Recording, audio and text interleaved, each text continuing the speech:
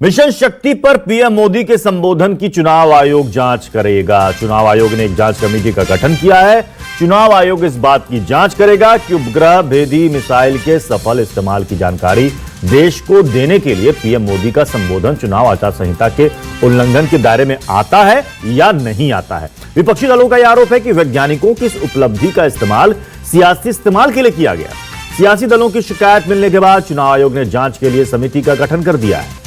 कल ही प्रधानमंत्री नरेंद्र मोदी ने मिशन शक्ति को लेकर देश के नाम एक संबोधन दिया था, एक संदेश दिया था। उससे पहले ट्विटर पर उन्होंने कहा था कि आज एक बड़ा संदेश देशवासियों को देने वाले हैं, और उसके बाद उन्होंने जब संदेश दिया उसमें मिशन शक्ति का जिक्र किया।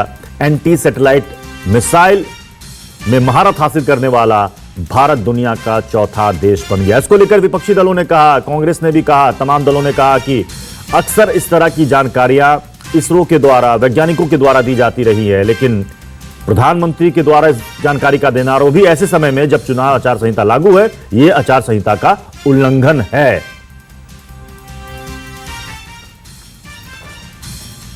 देखिए मायावती ने क्या ट्वीट किया। पिछले अनुभव साबित करते हैं कि बीजेपी के नेतागण नए नए तरीकों से चुनाव आचार संहिता का उल्लंघन करने के माहिर और बदनाम है। और कल फिर बिना पूर्व अनुमति के ही पीएम मोदी ने देश को संबोधित किया, जबकि देश में इमरजेंसी नहीं थी। देश सांस रोके परेशान रहा।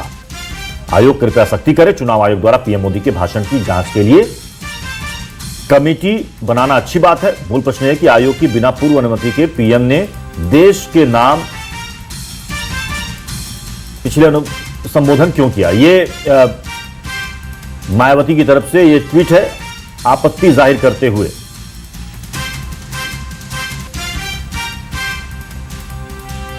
ये चुनावी लाभ हेतु सरकारी तंत्र का दुरुपयोग है।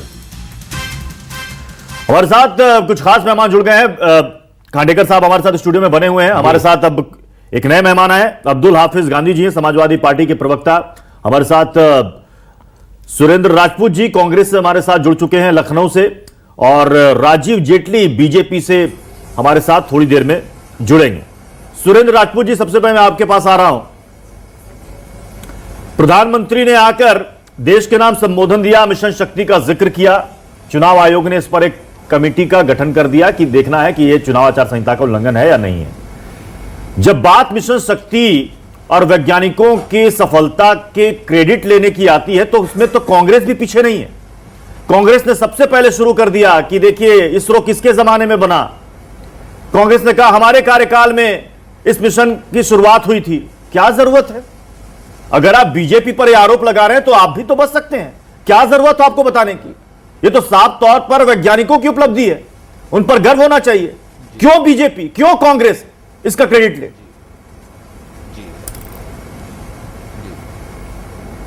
प्रत्युष भाई, आपकी एक एक शब्द से सहमत हूं। मैं आपके पूरे शब्दों की सहमति व्यक्त कर रहा हूं कि बिल्कुल कोई क्रेडिट नहीं लेना चाहिए, ना कांग्रेस को ना भाजपा को, किसी को नहीं लेना चाहिए।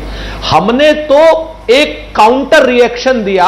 हमने कहा कि जब उन्होंने राष्ट्र को संबोधित किया, उन्होंने मॉडल कोड ऑफ कंडक्ट का वायलेशन किया, तब हमने बताया कि भाई ये चीज हमारी जमाने में हुई थी। हमारा रिएक्शन था, एक्शन नहीं था।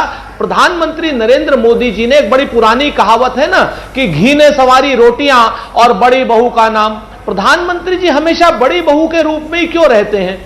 हम अपने वैज्ञानिकों को प्रणाम करते हैं। हम अपने वैज्ञानिकों की वजह से हमारा सीना गर्व से ऊंचा हो जाता है, सर ऊंचा हो जाता है, पूरी दुनिया में हमारा नाम है। हम ये सब पुरानी बातें नहीं कहेंगे कि 2012 में हम ले आए थे टेक्नोलॉजी या 2007 में आ गई थी। इन सब बातों का कोई मतलब नहीं है। वैज्ञानिक परीक्षण, वैज्ञानिक संशोधन और वैज्ञानिक सारी चीजें ये उत्तरोत्तर काल की चीजें हैं, कंटिन्यूएशन की चीजें हैं, जो 58 से शुरू हुई, आज तक चल रही हैं और आगे भी चलेंगी, सरकार चाहे किसी की हो।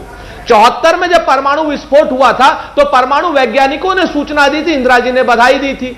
जब अटल बिहारी वाजपेयी जी के जमाने में परमाणु विस्फोट हुआ तब वैज्ञानिकों ने सूचना दी, अटल जी ने बधाई दी। आखिर वो कौन से कारण थे कि जब, और हजारों ब्रह्मोस का यहां पर बैठे हुए हैं सर, कि ब्रह्मोस के हजारों हमारे टेस्ट हुए हैं, चाहे मीडियम रेंज हो, शॉर्ट रेंज हो, लॉन्ग रेंज हो, इंटरबैलिस्टिक हो, हजारों बांदीपुर से हुए, चांदीपुर से हुए, श्रीहरिकोटा से हुए, सबके सबको बाकायदा हमारे इसरो के वैज्ञानिक, डीआरडीओ के वैज्ञानिक या एक कमेटी बताती है मीडिया को।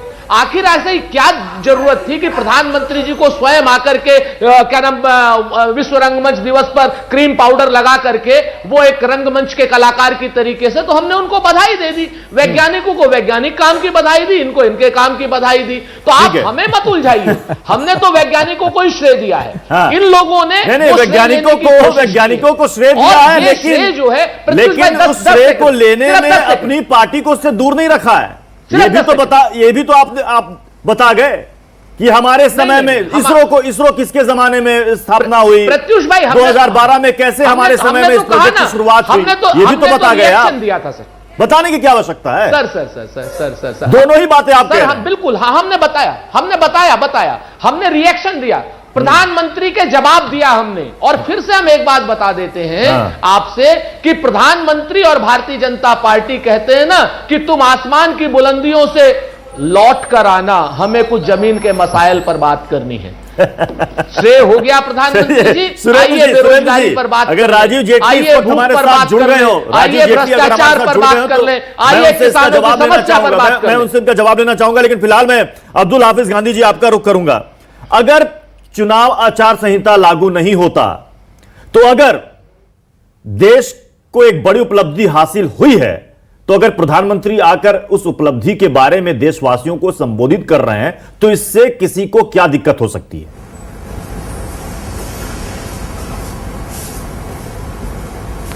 देखिए, जहां तक सवाल साइंटिफिक डेवलपमेंट का है, जहां तक सवाल साइंस एंड टेक्नोलॉजी का है, तो हम समझते हैं कि ये जो वर्क है, ये वर्क इन कंटिन्यूटी होता है। कोई भी सरकार रही हो, बिल्कुल सही, ये वर्क इन कंटिन्यूटी होता है। तो कोई एक सरकार, मैं समझता हूं कि इसका क्रेडिट नहीं ले सकती। सारा का सारा जो क्रेडिट है वो हमारे साइंटिस्ट को जाता है, और जो भी पराक्रम है वो हमारे साइंटिस्ट का है। तो पहली बात तो ये। दूसरी बात ये कि क्या ऐसी इमरजेंसी थी देश के अंदर कि हम 13 मई तक नहीं रुक सकते थे? विजय सारस्वत जी, जो उस वक्त के डीआरडीओ चीफ थे, उन्होंने 2012 का ये स्टेटमेंट है, और मैं ये आपको बता रहा हूं, संदीप उन्नीथन एक देश के बड़े रिपोर्टर हैं, उनकी रिपोर्ट में कहा गया है कि ये कैपेबिलिटी हमने 2012 में डेवलप कर ली थी, और हम रियल टेस्ट इसलिए नहीं कर रहे हैं कि स्पेस में जो है वो लीथल डेब्रीज हो जाएगी, जिससे हमारी एग्जिस्टिंग जो सैटेलाइट्स हैं उस पर असर पड़ेगा, और इसलिए हम रियल टेस्ट ना कर हम सिमुलेटेड इलेक्ट्रॉनिक टेस्ट करेंगे। और उसके बाद सरकार ने एक SSC करके ग्रुप बनाया था, यानी कि स्पेस सिक्योरिटी कोऑर्डिनेशन ग्रुप, और उस वक्त के नेशनल सिक्योरिटी एडवाइजर थे शिव शंकर मेनन जी, उनको अध्यक्ष यानी कि चीफ बनाया गया, और उस कमेटी को यह जिम्मेदारी दी गई कि इस क्षेत्र में तरक्की होती रहनी चाहिए, और उस कमेटी ने कहा कि इसमें फर्दर जितने भी डेवलपमेंट की जरूरत है होनी चाहिए। अब सवाल इस सरकार पे आता है, ये मैं नहीं कह रहा हूं, बल्कि पार्लियामेंट्री कमेटी की रिपोर्ट कह रही है कि 2016 और 17 में डीआरडीओ ने 18,000 करोड़ रुपए की डिमांड की थी। इस सरकार ने 13,000 करोड़ रुपए ही सैंक्शन किए। जो डीआरडीओ के प्रोजेक्ट, मेजर प्रोजेक्ट्स होते हैं या फ्यूचरिस्टिक टेक्नोलॉजीज होती है, पिछले 5 साल में डीआरडीओ का फंड इन दोनों चीजों के लिए कम किया गया है। तो एक तरफ आप डीआरडीओ का फंड कम करते जा रहे हैं, और दूसरी तरफ आप जो है कहीं ना कहीं क्रेडिट सीक कर रहे हैं, तो यह बहुत विरोधाभास है। तीसरी चीज ये कि अगर मॉडल कोड ऑफ कंडक्ट लगा हुआ है, तो प्रधानमंत्री जी को प्रेस कॉन्फ्रेंस ना कर हम समझते हैं कि डीआरडीओ चीफ आते, हमारे साइंटिस्ट आते तो ज्यादा बेहतर होता। वो तो प्रेस कॉन्फ्रेंस था नहीं, पूरे देशवासियों को गर्व का इश्यू है, गांधी साहब, और इसीलिए किसी एक सरकार पीएम का देश के नाम संबोधन था। हम समझते हैं कि भारतीय जनता पार्टी नए मेथड्स ढूंढती रहती है कि किस तरह से कोड ऑफ कंडक्ट का वायलेशन किया जाए। नहीं, आपने कहा ना कि क्रेडिट किसी को नहीं लेना चाहिए, तो कांग्रेस क्यों ले रही है? नीति आयोग के वाइस चेयरमैन जो है विपक्षियों